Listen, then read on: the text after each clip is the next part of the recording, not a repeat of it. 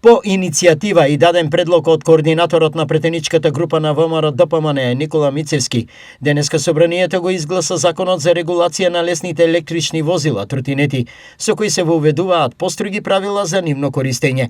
Објави на својот Facebook профил Мицевски. Со новите измени воведуваме поголема безбедност и ред на патиштата, особено кога станува збор за лесните електрични возила, тротинети. Со новата законска регулатива, само лица над 18 години ќе можат да управуваат со лесно електрично возило. Стои во известувањето од страна на Мицевски.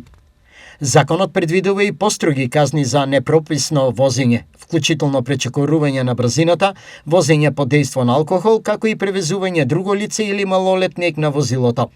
За најтешките прекршоци се воведува и мерка привремено одземање на возилото до 30 дена, покрај паричните казни.